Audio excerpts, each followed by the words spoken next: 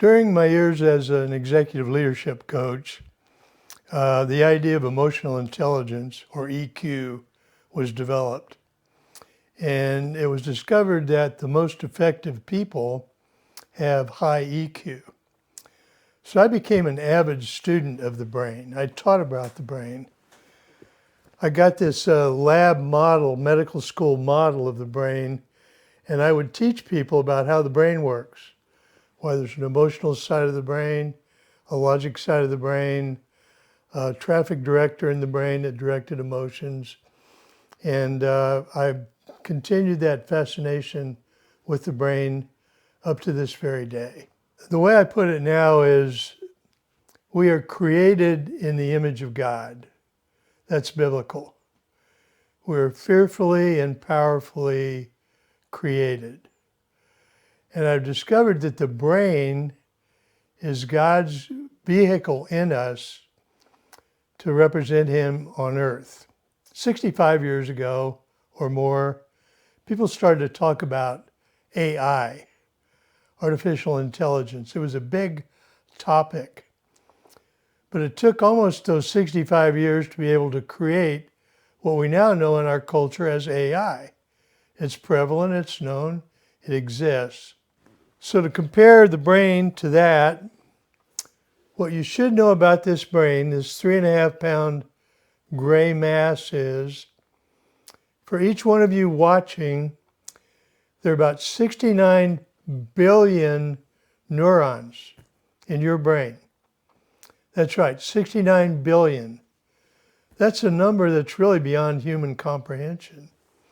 And furthermore, in your brain, in my brain, there are about 150 trillion connections that have been made. That's a more astonishing number. What happens when you learn, the brain is called neuroplastic, it learns and it grows, and these little neurons create little networks of learning. So if I learn a new word in Spanish, another little network is created. But there are already existing networks in your brain that are a result of your time in life.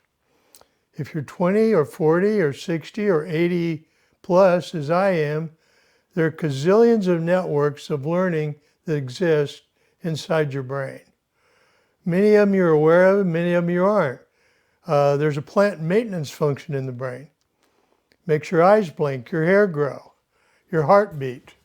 So many things that we never think about that the brain is doing for us. It's like the control center of our bodies and of our lives. So those numbers are incredible. Well, finally, the people that are interested in this created the first supercomputer.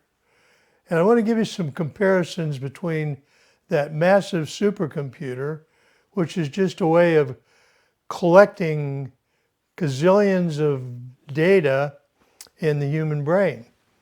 I'm going to go to my phone now, go to my chat GPT iteration to share with you. So there's a mega computer now called Frontier Supercomputer at Oak Ridge National Laboratory. And in that facility, there are thousands of processor chips, a speed of 1 plus quintillion calculations.